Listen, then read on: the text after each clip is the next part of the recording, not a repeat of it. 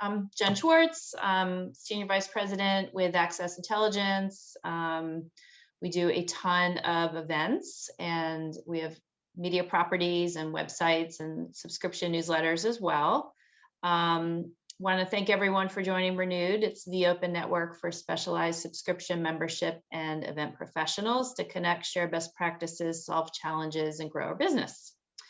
If you have a chance to do it, it would be great if everyone could just hover over your picture or your name and click on the 3 dots next to your picture. And then if you click rename, you can put your actual company as well so that people know what company you're with. So again, just hover over the 3 dots to the upper right-hand corner of your name, click rename, and then you can put your company next to your name. That would be helpful. If you want to post in the chat, it's just at the bottom of the Zoom call. You can do that. I'll try to keep track of that as we move forward. And you're encouraged to share your video if you'd like. This is supposed to be an interactive roundtable where we can talk about challenges or issues that folks have. And feel free to use any reactions as well for clapping or thumbs up. And then finally, just to let everyone know that this session is being recorded. And typically the recording will take place about a week after, it'll be posted about a week after we're done. So anyway, so welcome everyone. I thought I would start just to kind of let you know, I think I mentioned it in yesterday's email. We actually did have our first live event last week. At Access Intelligence. It was our LDC Southeast Forum, took place down in Atlanta, Georgia. And that's an event that brings together buyers and sellers in the natural gas marketplace. And we actually, it was a hybrid event. So we had probably 2/3 of our attendees were on site in person at the event, and roughly 1/3 were watching it streaming. And we actually didn't have any problems with the streaming service. The AV folks that we used, we had used last year as well. So that was lucky. We didn't really have any challenges. We had a couple speakers who weren't able to be in person, so they were able to come on and be live streamed. And then the people that were in person, moderators and such, could sit on the stage and ask those folks questions as well. And I really liked the way our brand director worked the event, because she was always very conscious of the fact that there were people on video. So it wasn't, she would often say, like even before we had breaks, okay, you folks on video, you know, go grab your cup of coffee and come back in 10 minutes and log back in. And when it was lunchtime, she said, okay, you know, go grab your lunch and log back in an hour. So I thought that was good, just to, as a reminder, if you are going to do hybrid, just don't forget about the folks that are sitting at home. And they were able to ask questions through the portal. And then we had somebody on site who was watching the portal, and they would bring up the actual questions to the group. So the hotel we were in was masks were not required at the hotel if you were vaccinated. They were required if you were not vaccinated, although they didn't ask anyone. Like I'm fully vaccinated, but they didn't ask me when I checked in. So I think it's more on the honor system. I would say the majority of the people were not masked during the event. I saw a couple people in the room that were, but maybe 2 out of 100 or so. And we did have the seating was spaced out so that people weren't right next to someone. They were probably 4 feet away. Trying to think what else. The city itself, a little bit different. Some of the restaurants weren't fully staffed yet, which I'm in the Washington area. We have a little bit of that here, where people are the restaurants are trying to all come back to full capacity, but they don't have the workers. So we definitely noticed that in Atlanta. So just something to keep in mind when you're getting back to travel again. Taxis were sort of non-existent. They were at the airport, but they weren't anywhere else. There was Uber. I was able to schedule an Uber for early morning to get home. That wasn't a problem, but I have heard that in some cities, even Uber they don't have as many drivers as they had before. So just weird things that you kind of took for granted when everything was working before the pandemic. Some of that isn't quite the same now. So with that, I'll open it up to see if anyone has any questions. I also have notes from the World of Concrete show, which is the first very, very large trade show that happened in Las Vegas last week. One of my colleagues attended. So I do have some of her notes that I can share, but like I said, this is supposed to be interactive. So I want to open it up for anyone that has any questions or anything they want to bring up before we get into that. It's really interesting about Uber and taxis, and being an old buddy daddy myself. I had not bought into the whole Uber world, and when we were traveling before the pandemic, I was surprised at how few taxis there were out in the universe anymore, and then you needed to use Uber and Lyft and these other services. So it's especially a little nuance like that is very important to understand, especially if you're trying to get from your hotel out to eat and back again, or anything like that. To really plan ahead and make the reservations and make the Uber call and things like that. It's really important. Exactly. And in fact, one of my colleagues said that in the Houston area that, now it's totally normal to wait 15 or 20 minutes for an Uber, where you used to be able to get one pretty quickly. And I think even in Vegas at the World of Concrete, there was a little bit of waiting too. But Jennifer, good point. I'm not from Atlanta, so I wouldn't have known that there were no taxis there before the pandemic. But no, you would normally see at a hotel at the taxi stand, or at least in DC you do, but they were sort of non-existent. So that's good to know, depending on what city you're in. Hey, Jennifer, what have you seen from either the shows that have happened or the shows that are soon to happen in terms of the willingness of sponsors to jump back into the pool? I know on some of the other events I'm working on, it's been a real tough slog trying to get folks even at a partial level of what they might have been in 2019. Yeah, you know what, Bruce, it really depends on which event. And I would say overwhelmingly, the sponsors are really not the ones that are holding back, unless they have a travel restriction, which some do. Like some are like, oh, I'm with this large company and we are not allowed to travel before September. And in that case, we've actually had a couple of them say, well, I'll sponsor your on-demand portion, or I still want to be affiliated, or I'll have we'll do the lanyards even though we can't attend in person. So we've had a couple people do that. But by and large, the sponsors and exhibitors were chomping at the bit to get back. It's the attendees that are a little bit more cautious, really looking at their travel budgets to see if they have it, but also trying to figure out, okay, am I ready to get back into a group of people that I don't know? Is it really important? I've been able to do this Zoom thing for a year. Do I really need to be there? So that's where we're kind of seeing a little bit more of the hesitancy, and we're actually seeing people sign up closer to the event than they used to, for sure. Absolutely. Yeah. Thank you.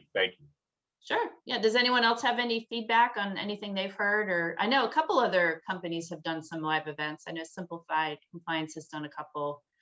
Anyone else have feedback? For our little Oh, Melissa, can you? We can't hear you. Can you speak a little louder? Can you hear me better now? Yeah, perfect. So for our little corner of the universe, we recently did a travel survey, and we found about, similar to our regular conference attendee numbers, about a third of our overall membership would be willing to come to the conference. So it's similar to years past in terms of attendance to the conference. But we're also curious to see how the travel hesitancy plays out across different field types. So healthcare people might be a little bit more hesitant to travel than people in other fields. Just a thought. Totally agree. Yeah, and not even just the hesitancy, but also the ability to. They're so stressed from their day jobs now that they may not be able to make that commitment to be on travel. Whereas especially if you offer them the option to be on demand, and we're kind of going back and forth with that. I'd love to hear what other people think, but in this case, because we were streaming it live and we knew that we had to get a number of attendees participating, we said you could choose one or the other. But in some other of our events this year, especially ones happening in the fall, we're pitching it more that it's in person, and there will be an on-demand component after the fact, but it will not be streamed live. It'll be after the fact, and so you won't be able to take advantage of some of the others. So I don't know what other people are thinking, or what you're finding with your particular events, if anyone's decided how they're going to do that yet. Yeah, we can share what we did at Health Leaders. We've already had 3 live events, 2 in May and 1 in late April. And ours, again, if y'all haven't been in these calls before, ours are C-level executive marketing networking events from healthcare. So health system CEOs, CFOs, and the other one we did was revenue cycle VPs. 100% sponsor revenue. There's no attendees coming. So from the health and safety perspective, again, our first event was late April, so we were on the front edge of getting back to live events, and we were in Naples, Florida, and our team did a great job of distancing. And at the time, we were all wearing masks indoors. We were all 6 feet apart. We were all being very careful, but there was also a group of Rotarians at the hotel who were doing none of that. So, we felt kind of odd, but everybody seemed to enjoy it. It wasn't a big deal. We found a somewhat different,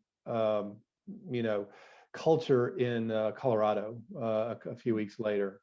It was a lot more restrictive then. And, this changes by the week, by the day. And, we have events in July, and, we've gone from sending fairly extensive health and safety notes to our attendees to the point now where we're basically just sharing whatever the hotel and local restrictions are, which at this point really aren't much in most cases. We did a hybrid, which we don't usually do, but we did a hybrid program at 2 of those shows. And again, ours are networking events. They're senior level executives, and technically it went off fine, but in terms of engagement, it was a flop. Yeah. The experience was okay, but for that hybrid attendee on the other end, there just wasn't enough skin in the game for them in a executive networking event, and the drop-off rate was astronomical. So there's applications for that, but I think our strategy going forward is commitment to live events. And then we have any number of virtual programs as a brand that we're doing, frankly, almost 2 or 3 a week, it seems like. And honestly, getting people to attend and speak at those is, I think the pendulum's flipped back a bit. We found, other than this one, nobody really wants to be in Zoom calls that much anymore. So Yeah, we're it's actually fatigue, yeah. we're in second phase problems now. Second phase problems are that we're actually finding healthcare, people are exploding back in the travel, particularly in the fall, and their calendars have become very busy. So that's, it's less about the travel restrictions and more about their schedules at this point. Yeah, you make a great point on that in particular, and we found that too, right? Because everyone is doing their back end of the year. They're doing events, and I think the sooner you can be out and put your stake in the ground that you have an event, it is going to be live. Here's what it is. I think I agree with you. I think now that people have choices, in some cases you might have had one event in the spring and one in the fall. Well, now they're all in the fall. So that's a really good point, and we've really tried to get our marketing teams to back up their marketing a lot more and get it out, get the dates out earlier than we have in the past, even if we don't have the full agenda yet, just getting the save the date, putting any information we do have out there. Also interesting, I think you're right in terms of how you're communicating about the safety issues. We're finding the same thing. Marketing messaging 2 months ago was all about, here's everything we're doing to keep you safe. And now people are like, okay, well, I'm going to my restaurant or I'm going to my grocery store and I'm not, I'm not as concerned about it. So we still have it there for the people that are. We have it on our website. We have a page for it, but it's not really front and center as much. I think now it's almost the FOMO, right? The fear of missing out. Like, hey, people haven't been together for 2 years and we are getting together, and if you don't come, your competitors will be there. So that's kind of helped. The exactly the type of messaging we're doing now. We don't quite go to FOMO, which kind of a generational phrase, but we definitely are encouraging people to get back together again and renew ties and that type of messaging, and it seems to be working. Great. I like the FOMO.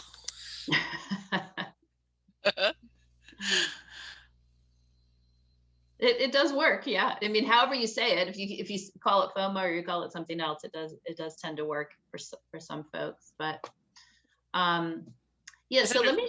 Oh, go ahead, Melissa. Yeah. I was just gonna say it's interesting what you were saying about sort of restaurants trying to staff up and taxis trying to staff up, and what Jim was saying about even healthcare folks really starting to come back full bore. I think you're going to see it across all industries, trying to ramp up again to meet this just everyone's needs. Yeah. Jennifer? Something. I actually had to travel to Memphis a lot over the last 3 months for family matters. And for me, the big thing was rental cars. They sold off their fleets and they're rebuilding them. And it's like you are waiting for a car to come in so they can wash it and you can get in it. So definitely, I do Hertz Gold. And that helped a lot because I found out I didn't have to wait, that there was even the gold booth. If people rented through Kayak or whatever, even if they were Hertz Gold, they were not priority like Hertz Gold who rented through Hertz. So that's my recommendation. If you are with a rental car company, rent through the rental car company, you are a priority. So, but they were still waiting.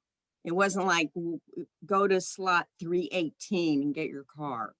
So that's thank you for that, because you're totally right. I've heard the exact same things, and even sometimes if you can get a car at all, and sometimes even whatever car you get is not what you asked for. Like you might end up with a pickup truck because that's the only thing they have. Exactly, and they're very expensive. Yes, even weekends, they're like weekday rates. Yeah, we've tried to think about that in terms of, rental cars, Ubers, like, does it make sense to maybe, whereas before we never would have had a shuttle back to the airport for people, because they just didn't need it. Now we're starting to think of those things like, okay, well, if there's enough people leaving and it's a scarcity issue, maybe you're outside of a city, in a suburb for one of your events, does it make sense just to try to rent a shuttle or a bus to take people at certain times? So I think you make a really good point.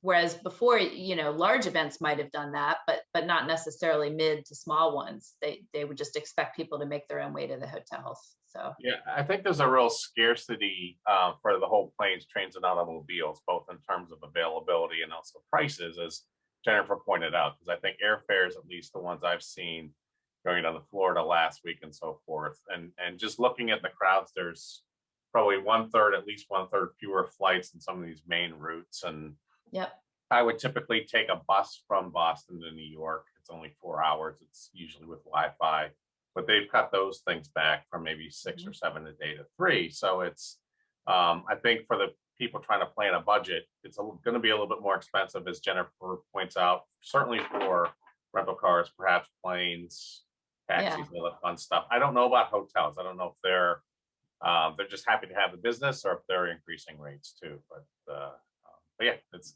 really going to be a tough slog for a couple of months. So yeah, and speaking of the airlines, it's interesting. At least in the last couple of days, I've seen both JetBlue and Southwest have got fall travel on sale, 50% off.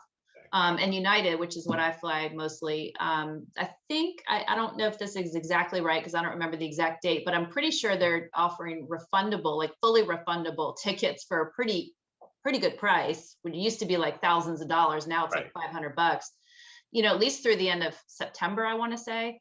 So again, trying to use that in your marketing too, just to let people know, listen, the airlines right now, at least until the fall, they're letting you be pretty flexible. So go ahead and book your trip and make it happen. Hotels, that's a good question. I think we're still in the mode, at least the ones we're talking to, where they're very happy that we're going to be there. They're willing to work with us on catering minimums. They're willing to work with us on rooms. Whereas before, you might have had attrition costs. Now we're able to sort of pre-negotiate that in some cases. So that's been helpful as well. Yeah, and this was less of a business event, more of a family event last week, but we actually had to go to an outside caterer and bring to the hotel because the hotel wasn't able to handle those things. You have it. Staff. Yeah. And that may change, but yeah. Yeah, but the planes are packed. I can attest to that. So They are. yeah. They are. Anyone else have any? I'll just say Delta also has been great because of family uncertainties, I had to change lots of flights, cancel, and I got e-credit. And if I, filled out a form, I actually got refunds from Delta, which is just unheard of. Unheard of, I know. So true. Yeah. Oh, that's great. A question less about travel, but more about your calendar and sort of cadence strategy going forward. Conversation we're having is, as we said, a lot of conferences have pushed into the fall in our space. Some very big ones like HIMSS is in August when it's usually in February. A couple of the big players have done that. And, at our company, we've moved some things around too. I'm curious, if you've got an event that usually is a spring event, for 2021, if you've pushed it into the fall, do you bring it back in spring 2022?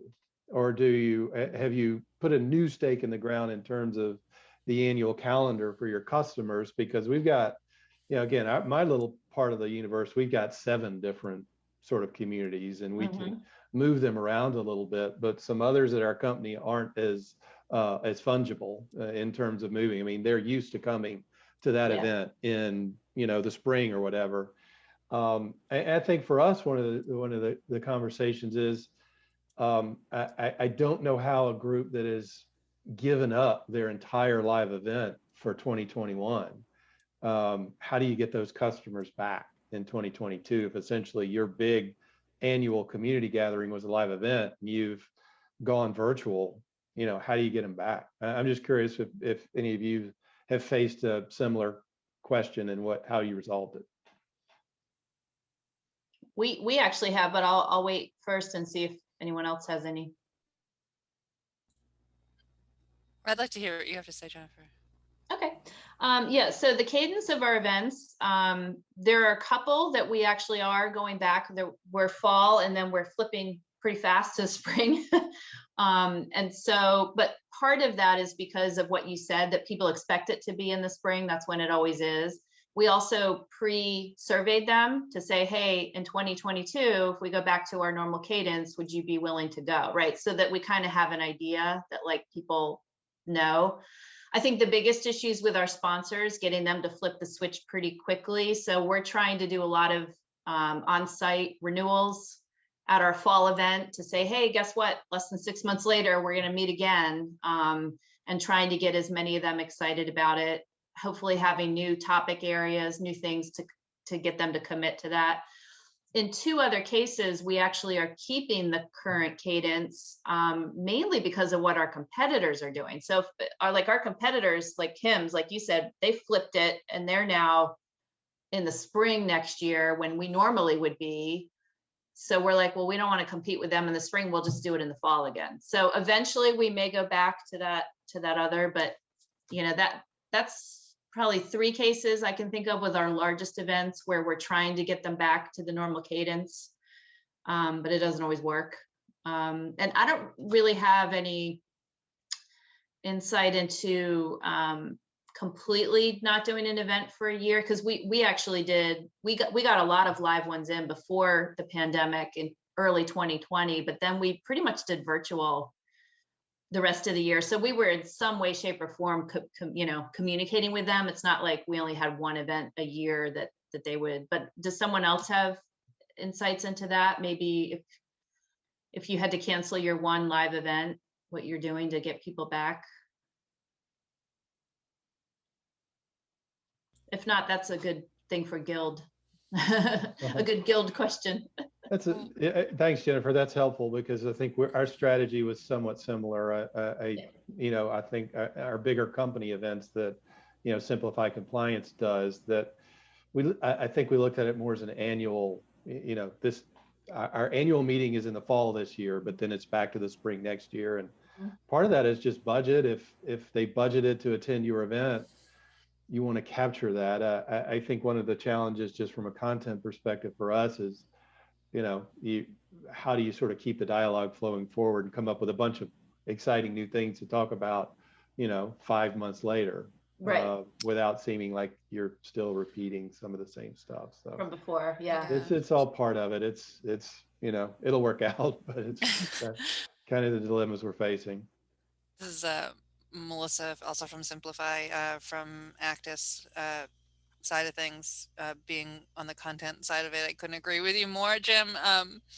It's been, especially at this particular moment in time, at the beginning of the pandemic, we canceled our annual conference and pivoted to virtual, and it was sort of fun and exciting. And we did a virtual last June, and then we did a virtual in September. We did another virtual in October, and with an eye towards being back in person in our regular time slot in May. But then with the pandemic not easing up, we pulled all of our materials and resources that were going to be for the May slot, pushed it to October, and now we have another virtual in June. And then we'll be splitting up our in-person conference into 4 tracks live and 2 tracks virtual in November. So also in this time slot, like right now would be the time period where we would open the call for speaker submissions.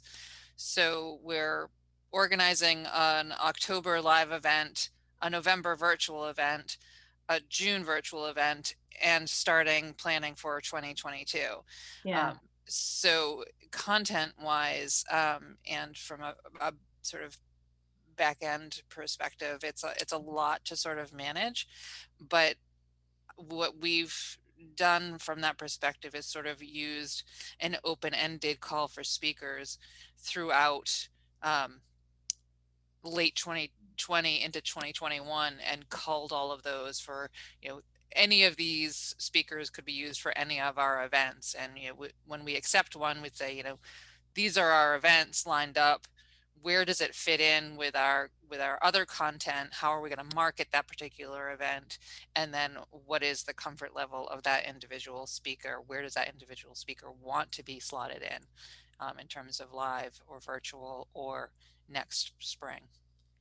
Yeah, that's a great idea. The other thing, Melissa, I'm just thinking out loud, like a part of the benefit of being in person is obviously you're in person, right? So I would also consider maybe not feeling the stress of having to have exactly the same amount of content that you had before in person. Maybe you offer an additional networking event. Maybe there's a Topgolf tournament or a boat ride or something to incentivize people that haven't been together for as long to say, hey, we're still going to have our annual conference and there's still going to be this great content, but guess what? We now have 3 more networking opportunities than you had before. Like some reason to compel them to want to be in person. It's a couple of the things we're looking at where we maybe haven't offered that before. Very cool. And then the other thing is, with everyone's different, but like with the change in the administration, new legislative things coming out, like always just be mindful of those things, that there's usually new topic areas you can talk about. Even if you talk about them every year, there's usually a new spin that you can somehow market. We're finding, like I said, in some of we're in more manufacturing, utilities, and aerospace and different things. So, some of it we can say, oh, well, the new Biden administration with their infrastructure plan, that's going to affect, our P3C events for these reasons. And so we're able to play that up. But that, that would be the other thing. One of our other events that we're looking at the content for, we're trying to figure out, okay, can we broaden it? Maybe it used to just cover these 5 topics, but if we broadened it to include 7, could we get that many more people interested in it, but it would still be tangential enough that they would want to come? So those might be some other ideas. Back on the low staffing, on the staffing question, just people needing help. We're seeing a lot of influx of new people coming into our field, which I think is, from a content perspective, we can go back and say, these people are new to the field and they need some of the core basics that, that we used to cover and hadn't maybe covered as in depth in the past. So there's a extra opportunity there. I don't know if other people are seeing that in their industries. It's a great point. Like bringing back that 101 or bringing back the first timers event, right? Or the first timers happy hour or something to kind of get them acclimated. It's a really good point. I'll share a couple things from the world of concrete. I won't read all of it. It's a great synopsis that my colleague Jen Heinold did, but she said, let's see, I'm looking, I'll just try to pull a couple of the cool stuff. Let's see, from safety perspective, they are not actually rewriting or updating all of their guidelines. They said they're basically following what the state and CDC guidelines are, which is kind of what we talked about, like not having to reinvent the wheel. She thought only about 10% of the attendees were wearing masks. So it was mainly a maskless event. Thermal image screening was in place. So you got a colored wristband every day. You only had to be screened once. If you failed the screening, which was more than 100.4 temp, they put you in a holding tank and rescreened you. 90% of the people in that case had their temperature drop. They were just overheated because it was in Vegas. If you failed twice, you did have to leave or you had to go see the EMT. But they've only committed to thermal screening through July, and they might stop that in August. And we've found that in a couple other places. I think it was either San Antonio or Austin. They had the thermal screening in place, and now they've said, yeah, they're not going to move forward with it. Let's see. They're trying to reinvent their event. So Informa, who puts on that show, their shows are now all badgeless. It's a company-wide initiative to go badgeless, and it's driven by both data and sustainability. So that was interesting. So on opening day, you got your email with your digital badge, and you could add it to your wallet on your iPhone, and it did still have some sponsor branding. But then there was sort of a hard perimeter at every door where they had a scanner and a security guard. So again, that's a lot of extra cost. Exhibitors did not like this, as you can imagine, lack of badges, not knowing who was who. So that was interesting. She said social anxiety was kind of a big topic. One organizer said they were adding quiet lounges to their show because attendees need the downtime. Like they're a little bit like going from seeing no people to seeing, 1,000 people. So I thought that was interesting. Let's see. The messaging is shifting from safety first to benefits of the show, ROI. That's becoming now what people are talking about. Let's see. Some constituents were asking about air purification. So that I thought that was interesting. Vegas in itself,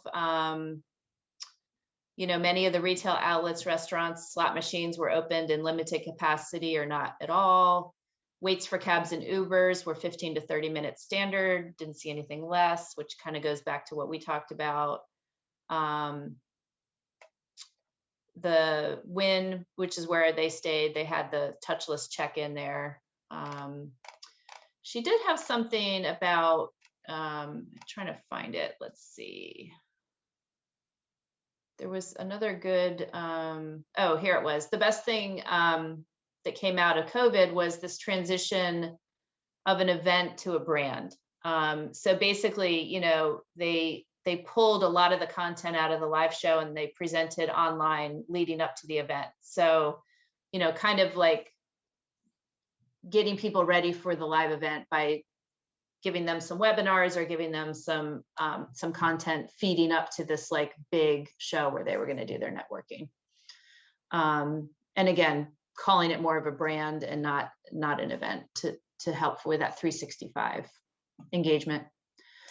So those were sort of her takeaways, but again, interesting from the standpoint of a larger event. And Jim, you said, what are you looking for? Customer relationship management tool? Yeah, thanks, Jennifer. Yeah. I mean, we're looking for basically a workflow engagement solution. And, you know, as Melissa said, there are various divisions in the company that do different things, you know, kind of the same thing in different groups. But, you know, a lot of everything we do at this point is manual. I mean, our, you know, rosters are on Excel spreadsheets and those type things. And, you know, we're just gotten too big and need a tool. And I know there are a ton out there. And, you know, if anybody has any experience when this one's great, this one's terrible, you know, just let us know. I mean, we're looking for the type of tool that essentially it'd be the, you know, Salesforce for, you know, the types of B2B communities we run. We've actually even looked into using Salesforce to do some of this, but it's not really built for that. So I don't know, if you guys may all be doing it your own way, but if anybody has any experience, just please. So are you using an outside company for your registration? No. Would they have any of those? No. I mean, of course, for our networking events, it's, you know, small scale. So our, you know, Shannon Strella's event team does all that. And they, you know, they literally send them, you know, we call it the, you know, an activities form and different things like that. But, and I know our company does for the big, you know, in-person events, we have some resources there. But, you know, I'm looking for really a community tool that's going to not only track, you know, keep the roster of members, so to speak, but, you know, be able to send push emails, be able to, you know, create multiple touch points, you know, things like that. You know, have they filled out X form? And, you know, I know there's some out there, whether it's Socio or Circle or a bunch of different other ones. Just if anybody's used any, let us know. Okay, great. If anyone has that, be good. We have so many different reg systems we use. We use Salesforce, and Beth's on the call. She knows we've got a gazillion. Omida we use for our journeys where we have the touch points. So it can be a little nerve-wracking, but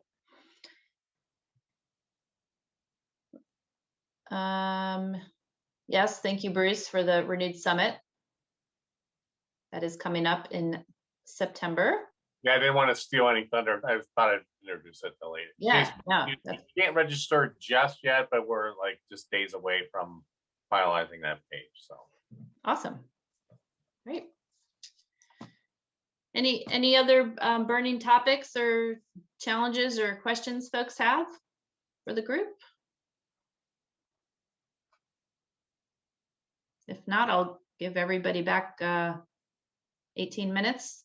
If I'm doing the math right, 20 minutes, something like that. So our next events roundtable will be in 2 months, but we do have every month we have at least one roundtable. So in the month of July, it'll be the marketing roundtable, and then we will circle back around in August, and hopefully we'll have a lot more info from people, different events that are taking place. So thank you everybody. It was great to connect today, and we'll talk soon.